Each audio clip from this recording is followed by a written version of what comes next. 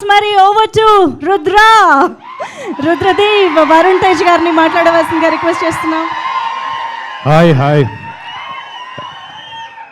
అందరికి నమస్కారం. అండ్ ఇంత పొద్దున వర్కింగ్ డే కూడా ఇలా అందరూ మీరు ఇలా రావడం నిజంగా చాలా ఆనందంగా ఉంది.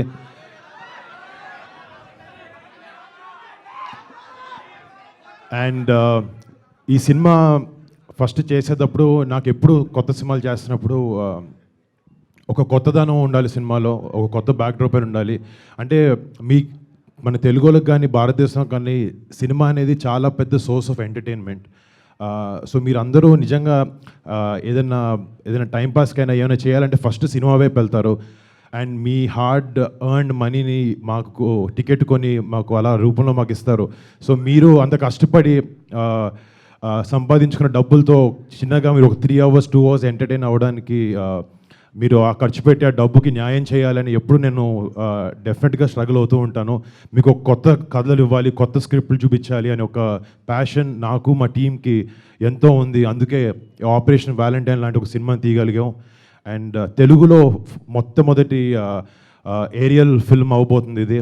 అండ్ ఇందాక మీరు విజువల్స్ చూస్తుంటే చాలా కొత్తగా ఎడ్జ్ ఆఫ్ ద సీట్ కూర్చుని గూస్ బంప్స్ వచ్చే మూమెంట్స్ చాలా ఉన్నాయి సినిమాలో. రేపొద్దున March 1st ఈ సినిమా వచ్చినప్పుడు మీరు అందరూ 100% దేశభక్తితో గుండెల నిండా ప్రైడ్తో సినిమా థియేటర్ బయటకు వచ్చి మన జవాన్లకి ప్రతి ఒక్కరికి మనసంతా పెట్టుకుని ఒకసారి సెల్యూట్ కొడతారు వాళ్ళు చేసే సాక్రిఫైజెస్కి.